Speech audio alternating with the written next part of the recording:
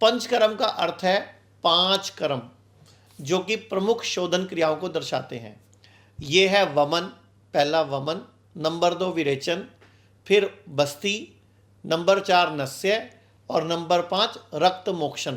सबसे पहले है वमन, जो मेडिकेटेड वोमिटिंग के माध्यम से दोषों को बाहर निकलता है, यानी कि उल्टी करवाकर हम शरीर के अंदर के गंद को निकालते हैं।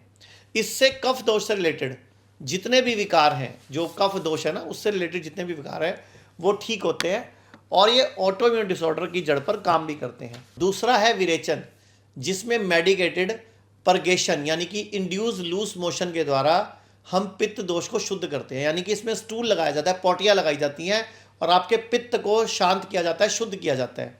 अब यह मुख्य रूप से पित्तज विकार जैसे कि skin disorder, digestive issue, liver disease के इलाज में इस्तेमाल होते हैं ये विरेचन। विरेचन एक बहुत अच्छा काम करता है वजन घटाने में। भारत पूरा मोटापे का शिकार बन चुका है। अगर भारत के लोग या विदेशी लोग इस चीज़ की हेल्प लें तो बड़ी आसानी से मोटापे को भी घटाया जा सकता है। अब तीसरे तरीके पर आता है वस्ती। इसको मेडिकेटेड इनीमा बोला जाता है। जड़ी बूटियों के साथ गुदा द्वार से कुछ दवाई के द्वारा कुछ देना, दवाई बना के देना। इससे वात दोष को बैलेंस करने में मदद मिलती है, यानी कि वायु विकार जो होते हैं वो मेडिकेटेड एनीमा यानी कि बस्ती से हेल्प मिलती है।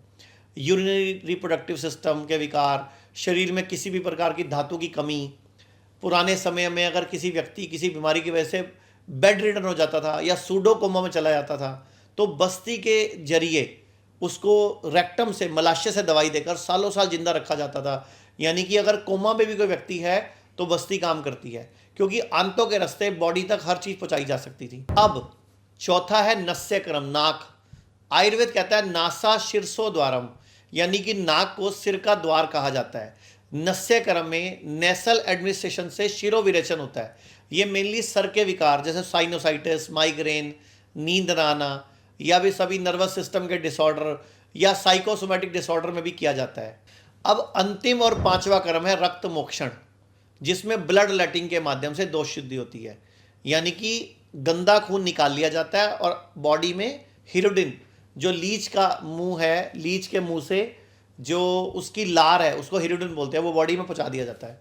तो रक्त मोक्षण में लीच का इस्तेमाल होता है और ये साइंटिफिकली प्रूव हो चुका है कि लीच की आर के अंदर जो हीरोडिन है और हाइलोनाइडेज है, जो वो फार्माकोलॉजी के एक्टिव बायोलॉजिकल सब्सटेंस होते हैं जो पेन को भी कम करते हैं, सूजन को भी कम करते हैं और एक नेचुरल एनेस्थीसिया जैसा इफेक्ट भी देते हैं।